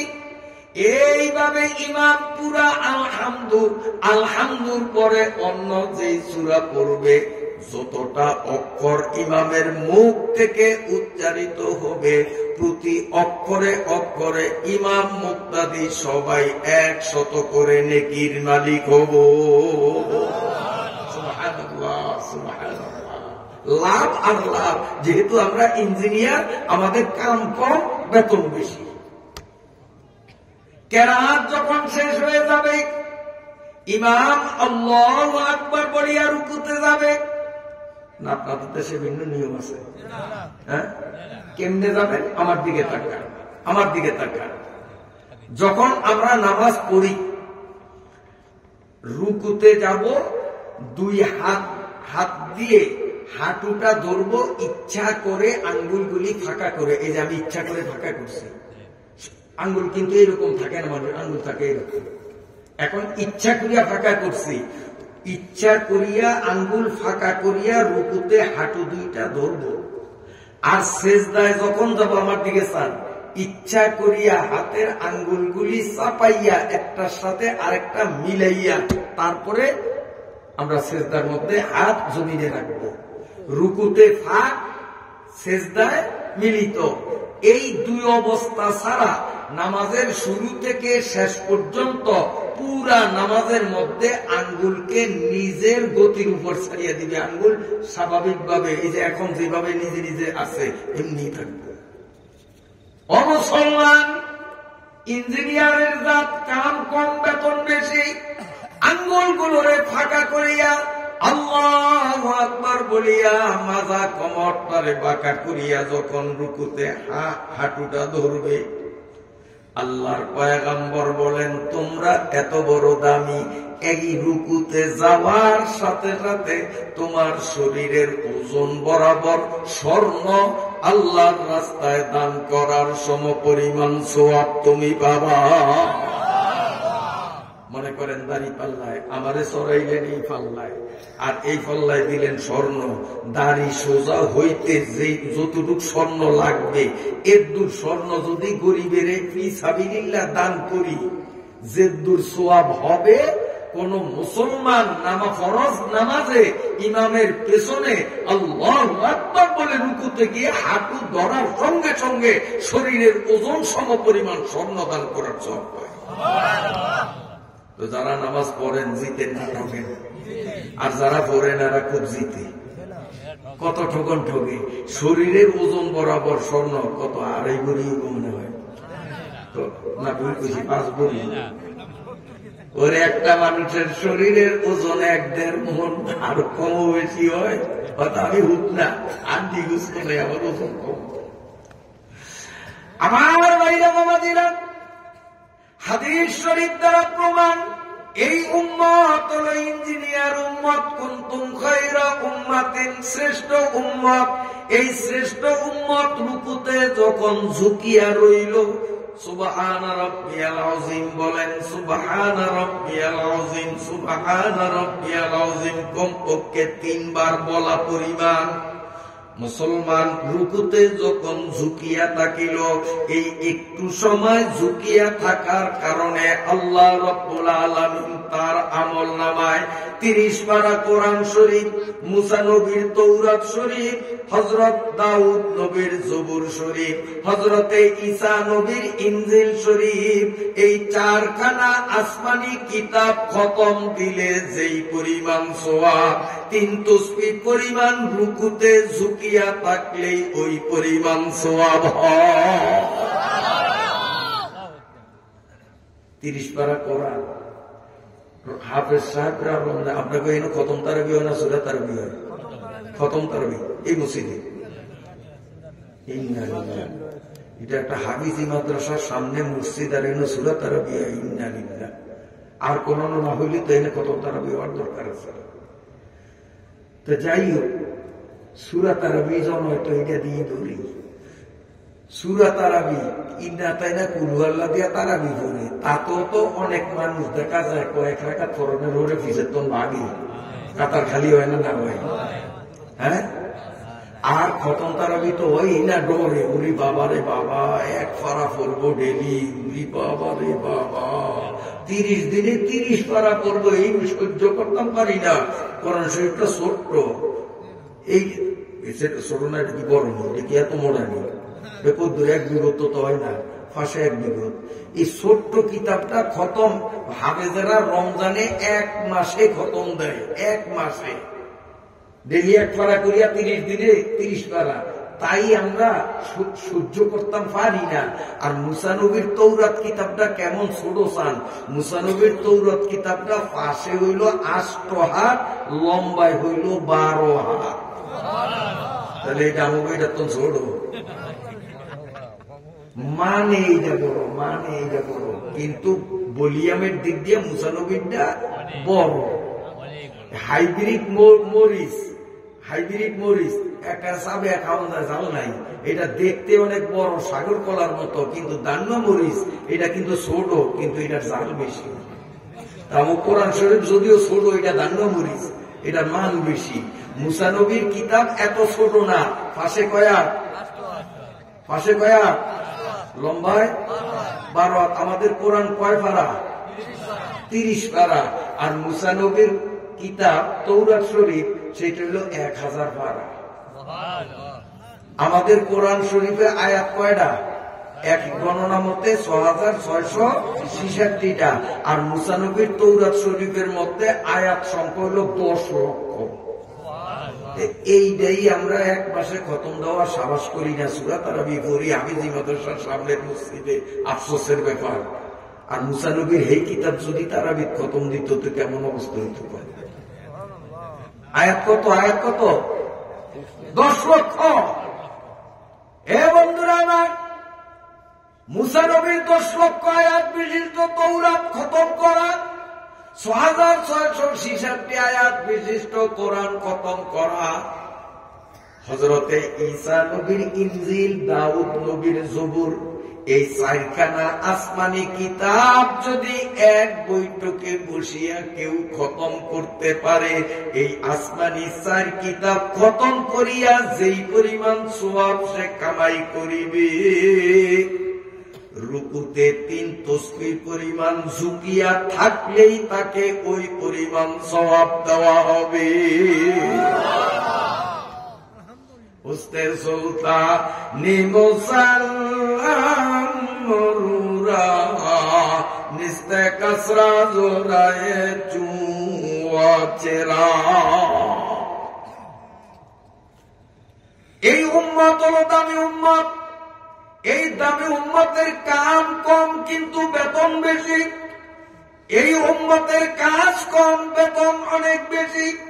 আমার ভাইরা বাবাদেরা, হাদিস শরীফ দ্বারা প্রমাণ, রুকুটা শেষ করিয়া সামি আল্লাহু লিমান হামিদা রব্বানা লাকাল হামদ বলিয়া দাঁড়াইলাম। এরপরে আল্লাহু আকবার বলিয়া যখন সিজদায় গেলাম, নাক আর কপালটা যখন লাগাইয়া দিলাম, কি পাইলাম শুনেন। হাদিস শরীফে আল্লাহর নবী বলেছেন, আদম আলাইহিস সালাতু ওয়াস সালাম থেকে নিয়ে কিয়ামত পর্যন্ত পৃথিবীতে মানুষের সংখ্যা যত হবে, এই সংখ্যাটা এক জায়গায় লেখেন। আদম থেকে প্রথম মানুষ আদম, ওনার থেকে নিয়া ইসরাফিলের সিংহায় ফু দিয়া কিয়ামত ঘটানো পর্যন্ত এই দীর্ঘ সময়ে সারা পৃথিবীতে মানুষের সংখ্যা যত হবে এই সংখ্যাটা এখানে বসান। আর আদম আলাইহিস সালাম দুনিয়াতে আসার 36,000 বছর আগে সর্বপ্রথম জিনদের আদি পিতা, তার এক নাম মারেজ, আরেক নাম হলো জাহান। মানুষের আদি পিতার নাম হলো আদম। মানুষের আদি পিতার নাম আদম না বলছি। এই আদম আলাইহিস সালাম পৃথিবীতে আসছেন জান্নাত থেকে। তখন এই পৃথিবীর বয়স ছিল 45,56,66,223 বছর। জমিনের বয়স। আমাদের আব্বাজান আদম আলাইহিস সালাম যেদিন পৃথিবীতে আসেন সেদিন এই পৃথিবীর বয়স ছিল 45,66,223 বছর। আদম আলাইহিস সালাম পৃথিবীতে আসার 36,000, দ্বিতীয় 36,000, তৃতীয় 36,000, চতুর্থ 36,000 বছর আগে জিনজাতিদের প্রথম যে তার নাম হলো মারেজ অথবা জান, তাকে তৈরি করা হয়। এই 36,000 বছর গত হওয়ার পরে আদমকে তৈরি করা হয়। আদম থেকে নিয়ে কিয়ামত পর্যন্ত মানুষের সংখ্যা যা, এটা এখানে লিখলাম। মারেজ থেকে নিয়ে কিয়ামত পর্যন্ত জিনদের সংখ্যা যত হবে গোটা দুনিয়ার, ওই জিনদের সংখ্যাটা তার নিচে লিখলাম। লিখিয়া যোগ করলে জিন আর ইনসানের যোগফল যত হবে, না কপাল সিজদার মধ্যে মুসল্লি লাগাইতে না লাগাইতে ওই পরিমাণ সওয়াব আমল নামায় লেখা হয়। জিন ইনসানের সংখ্যা সমপরিমাণ সওয়াব নাক কপাল লাগাইলেই হয়। দেখছেন, ইঞ্জিনিয়ার কাম কম দাম বেশি, খালি আল্লাহু আকবার বলিয়া নাক কপাল লাগাইলাম, জিন আর ইনসানের সংখ্যা বরাবর সওয়াব পাইলাম। কেন? কুনতুম খায়রা উম্মাহ, আমরা শ্রেষ্ঠ জাতি, ইঞ্জিনিয়ার জাতি, কাম কম দাম বেশি। কষ্ট হয়নি আপনাদের? এখানে একটা মাসলা কইয়া দিই ফাঁকে। একটা মাসআলা বললে 1000 রাকাত নফল নামাজের সওয়াব হয়। আমিও সওয়াব পাবো, আপনারাও পাবেন। নামাজ শুধু কি মসজিদেই পড়েন না বাড়িতে গেলেও পড়েন? বাড়িতেও পড়েন। বাড়িতে নামাজ পড়ার নির্দেশ হাদিসে আছে। সুন্নত নামাজ, নফল নামাজ মসজিদে না পড়িয়া বাড়িতে পড়লে সওয়াব বেশি। কিন্তু আমরা বর্তমানে সুন্নত না পড়িয়া মসজিদকে মুসল্লি করে বাড়িতে না কই, এই জন্য যে আমাদের সমাজ গেছে দূষিত হইয়া বেশি খাইতে চাইলে অল্পের লাগুরও হয় না। বেশি সওয়াব কামাইয়ের জন্য বাড়িতে যাইব, বাড়িতে সুন্নত করবো কেন? 4 জন বইয়া গল্প গুজব করবো, সুন্নত করবোই না। এই জন্য আমরা কই সওয়াব কমাই হোক তো মুসলিম হোক। আসলে সুন্নত নফল মসজিদে না পড়িয়া বাড়িতে পড়লে সওয়াব বেশি, আর ফরজ নামাজ মসজিদে পড়লে সওয়াব বেশি। পাঞ্জেখানা মসজিদে পড়লে 1 রাকাতে 25 রাকাত, আর জুমা মসজিদে পড়লে 1 রাকাতে 500 রাকাত। এই কইলাম কারণ বাইতুল্লাহ কয়জনে যাইতে বইয়েন, এই জন্য বাইতুল্লাহ বাইতুল মুকাদ্দাস এরিয়ার কইলাম না, যেটা মোবাইলদারে আছে রেগুলার এটাই কইলাম। আল্লাহু আকবার। আমার ভাইরা বাবাজিরা ভালো করে শুনে, বাড়িতে ঘরে নামাজ পড়ার নির্দেশ রাসূল বলেছেন, লা তাজালু বুয়ুতাকুম কুবুরা, সহিহাদিস, সিয়াসাত হাদিস। লা তাজালু বুয়ুতাকুম কুবুরা, আল্লাহ বলেন তোমরা তোমাদের ঘরগুলিরে কবর বানাইও না। মানে কি? কবরে যেমন নামাজ পড়ে না, নামাজ পড়া যায় না। তোমাদের বাড়িটাকেও এরকম কবরের মতো নামাজ শূন্য বানাইও না, অর্থাৎ নফল সুন্নত নামাজগুলি তোমরা বাড়িতে পড়ো। অতএব আমরা অনেক সময় বাড়িতেও নামাজ পড়ি। বাড়িতে যারা নামাজ পড়েন ভালো করিয়া শোনেন, আপনার খাটের উপরে তোষক বিছানো আছে, ওই তোষকের উপর যায় নামাজ বিছাইয়া নামাজ। আমাদের দেশে মনে হয় গরমের সিস্টেম নাই, পড়েনি? হ্যাঁ, পরে পরে না শুনে না মুরব্বী কি করলো বুঝবেন, বুঝি না। আচ্ছা যাক, এই একটা মশলা উনি বলনে বললাম, ফুলা ভাইনে তোষক মুতে টুকতে দেয়, নাফাক টাফাক কয়, এ আবার নামাজ পড়ে কেমনে?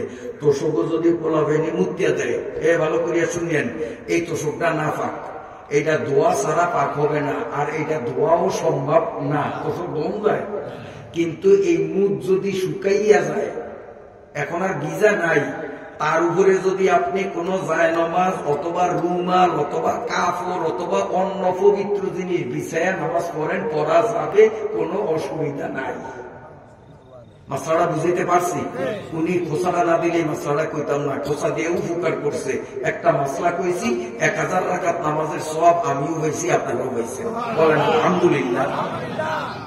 আমি মাসলা যেটা কইতে চাইছিলাম, এরকম তোষকের উপরে অথবা ল্যাব বিছানো, ল্যাবের উপরে আপনি যায় নামাজ বিছাইয়া, নামাজের ওগলা বিছাইয়া, যাই বিছাইলেন, বিছিয়ে যদি নামাজ পড়েন, ভালো করিয়া শোনেন, শক্ত জায়গায় যদি নামাজ পড়ে, যেমন এই যে স্টেজ শক্ত, এই হোগলায় বসছেন শক্ত, মসজিদের ভিটি শক্ত, শক্ত জায়গায় নামাজ পড়লে নাক কপাল সেজদার মধ্যে হালকা ভাবে লাগাইতে হয়, চাপাচাপি করা নিষেধ। কিন্তু যদি তোষক, ল্যাব, জাজিম এইরকম নরম জিনিস বিছানো, তার উপরে যদি কেউ নামাজ পড়ে, সেজদার মধ্যে গেলে নিজের শরীরের শক্তি ব্যয় করিয়া নাক আর কপাল দিয়া সেজদার জাগারে চাপিয়া ধরা লাগবে। যদি শক্তি খাটাইয়া চাপ না দেয়, তার নামাজ বাতিল, নামাজ হয় না। এই মাসালা আমাদের অনেকেরই জানা নাই। আমরা মসজিদে যেমন সেজদা দেই, ল্যাব তোষকের উপরে ওইভাবে সেজদা করি, ভূতের বেগার দিলাম, নামাজ হবে না। নরম বিছানার উপরে নামাজ পড়লে সেজদা অবস্থায় নাক আর কপাল শক্তি প্রয়োগ করিয়া চাপিয়া ধরতে হবে। আর শক্ত জিনিসে নামাজ পড়লে কোনো চাপাচাপি নাই, হালকা ভাবে লাগাইয়া পড়তে হবে। এই সেজদায় যাওয়ার সাথে সাথে জিন ইনসানের সংখ্যা বরাবর সওয়াব আমল নামায় তো আসে। আর আল্লাহর নবী বলেন, ইবলিসিয়া সূরা মসজিদের বাইরে দাঁড়াইয়া নিজের গালে নিজে থাপড়ায় আর আফসোস করে, আহারে আমারে সেজদার হুকুম দিছে, আমি সেজদা না করিয়া দুজুগি হইলাম। আর এই বেটারেও সেজদার হুকুম দিছে, বেটায় মসজিদে আসিয়া সেজদা দিয়া জান্নাত কামাই করিয়া নিছে। ইবলিসে কয় যে এই বেটায় জান্নাত কামাই করলো সেজদা দিয়া, আর আমি সেজদা না দিয়া জাহান্নামী হইয়া গেলাম। তাহলে যেই ব্যক্তি নামাজ পড়ে সে যে জান্নাতে যাবে, ইবলিসেও পর্যন্ত স্বীকৃতি দেয়। এবার মোটামুটি হইল, কিছুটা হইলেও বুঝাইতে পারছিনি যে আমরা শ্রেষ্ঠ উম্মত ইঞ্জিনিয়ার, কাম কম দাম বেশি। কিন্তু আমাকে আগেই বলা হইয়াছে যে হুজুর 11টার মধ্যে বয়ান শেষ করবেন।